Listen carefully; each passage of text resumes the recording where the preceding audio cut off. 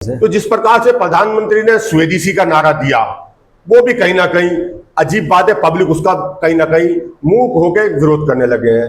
विदेशी चश्मा, विदेशी गाड़ी, विदेशी पेन, विदेशी कपड़े, विदेशी जगह। विदेशी की व्याख्या बहुत सिंपल है।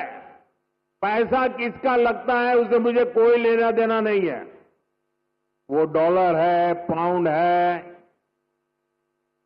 वो करेंसी काली है, गोरी है, मुझे कोई लेना देना। अगर आप स्वदेशी की बात कर रहे थे तो महात्मा गांधी की तरह पहले महात्मा गांधी विदेश में, साउथ अफ्रीका में भले ही वकालत की डिग्री लेकर आए, जब देश में उन्होंने बात की स्वदेशी की तो सबसे पहले उन्होंने अपनी वो कोट पैंट को बूट सूट उतार दिया था। अगर प्रधानमंत्री जी बात कर रहे हैं कि स्वदेशी की, तो वास्तव में हम ये नहीं कह रहे प्रधानमंत्री लुंगी पहने, धोती पहने। कम से कम देसी जो कपड़े हैं उनका, देसी चीजों का इस्तेमाल करना पहले स्वयं करें, फिर जनता से बात करें। नमस्कार। बिहार में राहुल गांधी वोटर अधिकार यात्रा निकाल रहे हैं, साथ उनका तेजस्वी दे रहे हैं। बीच में अखिलेश यादव ने भी मुलाकात की है और लालू यादव जब अखिलेश यादव से मिले तो अखिलेश ने जो कहा उसे सुनकर लालू यादव खुशी के मारे उनका चेहरा फूले नहीं समा रहा था, क्योंकि वो बात कर रहे थे कि तेजस्वी यानी कि लालू के बेटे अब बिहार के मुख्यमंत्री बनने वाले हैं। इसी पूरे घटनाक्रम पर चर्चा करेंगे। क्या बिहार की राह मुश्किल रहने वाली है बीजेपी के लिए इस बार?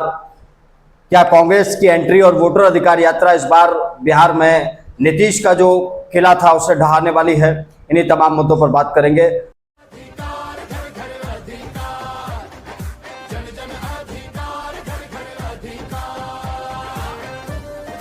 शाकाल बाबा मेरे साथ मौजूद है। बाबा, क्या चल रहा है? वोटर अधिकार यात्रा को आप देख रहे हैं, राहुल गांधी अपनी तरफ से वोटरों को जागरूक कर रहे हैं, तेजस्वी यादव अपनी तरफ से अलग अलग बयान दे रहे हैं, क्या लग रहा है आपको?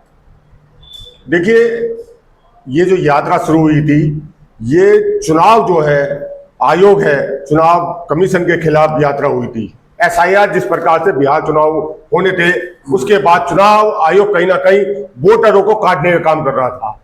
जब लोकतांत्रिक डेमोक्रेसी देश के अंदर जब किसी की आवाज दबाई जाती है तो कहीं ना कहीं क्रांति होती है। तो उसी का परिणाम था कि चुनाव आयोग के खिलाफ ये यात्रा शुरू हुई थी।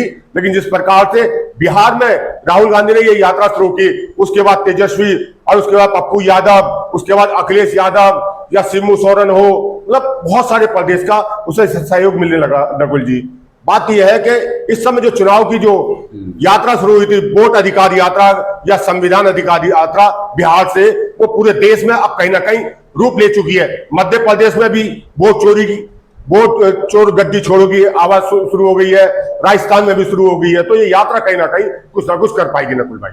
अच्छा, इसमें एक चीज है, राहुल गांधी इस बार बड़े आक्रामक रूप में सामने आ रखे हैं। इलेक्शन कमीशन ने कहा कि एफिडेविट दो, लेकिन राहुल गांधी अब कह रहे हैं कि रुक जाइए, एफिडेविट नहीं, मैं एक दो राज्यों के और सबूत लेकर आ रहा हूं। और वो सबूत इलेक्शन कमीशन और मौजूदा सरकार की नींद उड़ाने वाले हैं। क्या लग रहा है, क्या सबूत लेकर आने वाले हैं? हरियाणा से जुड़ी हुई बात कर रहे हैं राहुल गांधी, और एक आध जगह के आंकड़े और पेश करने वाले हैं। बाबा, माधवपुरा में हमने एटम बम दिखाया था। बीजेपी के लोगों, तैयार हो जाओ, हाइड्रोजन बम आ रहा है,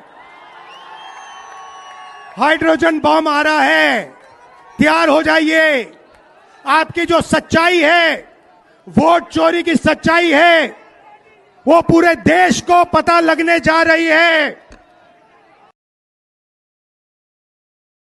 देखिए, राहुल गांधी ने जिस प्रकार से केवल एक विधानसभा का आंकड़ा सामने दिया था, उसके बाद प्रदेश में क्या हालात है। लेकिन राहुल गांधी ने जिस प्रकार से कहा कि अब जो है हाइड्रोजन बम फूटेगा, तो अब उनकी जो टीम है, कांग्रेस की टीम कहीं ना कहीं, राहुल गांधी की कहीं ना कहीं टीम लगी हुई है। ये पूरे, जहां हरियाणा का चुनाव हो, महाराष्ट्र का चुनाव हो, या जहां के भी चुनाव हुए हो, या लोकसभा चुनाव हो, सबके आंकड़े निकालने के लिए राहुल की टीम लगी हुई है, कांग्रेस की टीम लगी हुई है। अब उन्होंने इसीलिए कहा है कि हम जो है आंकड़े जो है, जो चुनाव आयोग के आंकड़े हैं, उनके विपरीत अपने आंकड़े प्रस्तुत करेंगे, और इसलिए कहा है हम हाइड्रोजन बम फोड़ने वाले हैं।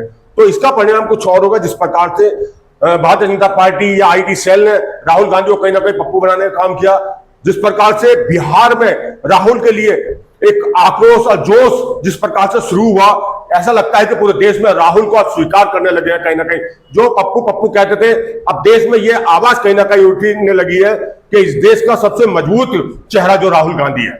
कहीं बाबा इसकी वजह ये तो नहीं कि जो केंद्रीय नेतृत्व है, देश की केंद्र सरकार है, बीजेपी की सरकार है, कहीं राहुल गांधी की लोकप्रियता की वजह उसके जो पर्दाफाश होने वाली चीज़ें हैं, जैसे 100 स्मार्ट सिटी बना देने का वादा करने वाली मोदी सरकार, 100 स्मार्ट सिटी कहाँ है पता नहीं है। बुलेट ट्रेन की बात करने वाली मोदी सरकार, पता नहीं कहाँ है बुलेट ट्रेन। उन्होंने कहा कि गरीबी को हटाएंगे, पता नहीं कहाँ है। आज 80 करोड़ लोगों को राशन मिल रहा है। तो क्या ये एंटी इनकम्बेंसी है जिसका फायदा राहुल गांधी को मिल रहा है, या वाकई राहुल गांधी की छवि में सुधार हुआ है? देखिए, देश के प्रधानमंत्री को जिस प्रकार से जुमलेबाज कहा जाता था वो तस्वीर सामने आने लगी है। जिस प्रकार से उन्होंने कहा, जब तो कहते थे 15 लाख आएंगे, जो काला धन आएगा वो जनता के उसमें जाएगा, लेकिन जिस प्रकार से प्रधानमंत्री जब कह रहे हैं काला धन हो, पीला धन हो, जैसा भी धन हो वो यहां लगना चाहिए, कहां से आ रहा है, मतलब चाहे आतंकियों का धन आ जाए देश में लगना चाहिए। अब जब है वो विदेशी टेलीकॉम्प्यूटर में विदेशी गाड़ी, विदेशी चश्मा, विदेशी पेन लगा चश्मा, विदेशी गाड़ी, विदेशी पेन, विदेशी कपड़े, विदेशी जगह जाकर आप स्वदेशी की बात कर रहे थे, तो महात्मा गांधी की तरह पहले महात्मा गांधी विदेश में साउथ अफ्रीका में भले ही वकालत की डिग्री लेकर जब देश में उन्होंने बात की स्वदेशी की, तो सबसे पहले उन्होंने अपनी वो कोट पैंट को बूट सूट उतार दिया था। अगर प्रधानमंत्री जी बात कर रहे हैं कि स्वदेशी की, तो वास्तव में हम ये नहीं कह रहे प्रधानमंत्री लुंगी पहने, धोती पहने, कम से कम देसी जो कपड़े हैं उनका, देसी चीजों का इस्तेमाल करना पहले स्वयं करें, फिर जनता से बात करें। ये मतलब कैसी बात करते हो? देश की पब्लिक को कहीं ना कहीं गुमराह, पब्लिक को बरगलाने का काम करते हो, स्वदेशी अपनाओ। अब देश में जब इस देश के अंदर Bharatiya Janata party IT cell, अब देख लो आप कहीं ना कहीं स्वदेशी, पहले जब हिंदुस्तान पाकिस्तान का युद्ध हुआ तो जब सीजफायर से रुका तो फिर ऑपरेशन सिंदूर को एक उन्होंने पूरे देश में मुहिम बनाने का ऑपरेशन सिंदूर का प्लान किया था।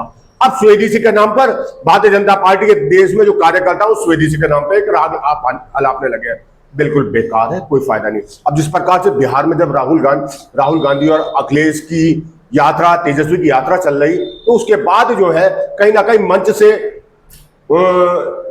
माननीय मोदी जी की माता जी के लिए शब्द कहे गए। उसके बाद जिसने जो कांड किया था, बिहार पुलिस ने उसे पकड़ लिया। उसके बाद भी आज अगर आप देखो हरदोई में, उत्तर प्रदेश में विरोध चल रहा है कि प्रधानमंत्री जी माता के मान और सम्मान के लिए भाजपा मैदान में आ गई है, राहुल गांधी को माफी मांगनी चाहिए। अरे भाई, किसी ने अपराध किया, पुलिस ने कार्रवाई कर दी, राहुल गांधी को माफी मांगे। राहुल गांधी उस समय ना मंच पे थे, ना राहुल गांधी ने वो बात कही। ये कहीं ना कहीं देश में लोगों को गुमराह और बरगलाने की बात चल रही है। ये कहीं ऐसा तो नहीं इसके पीछे वजह के जो राहुल गांधी की वोटर अधिकार यात्रा है उससे बहुत लोगों का साथ मिल रहा है, प्यार मिल रहा है, भीड़ भी आ रही है वोटर अधिकार यात्रा में। तो वो जो व्यक्ति था जिसने नरेंद्र मोदी को गाली दी थी, प्रधानमंत्री को, वो पता चला कि वो पंचर बनाने का काम करता था, अपने पिता के साथ पंचर की एक दुकान भी थी उसकी।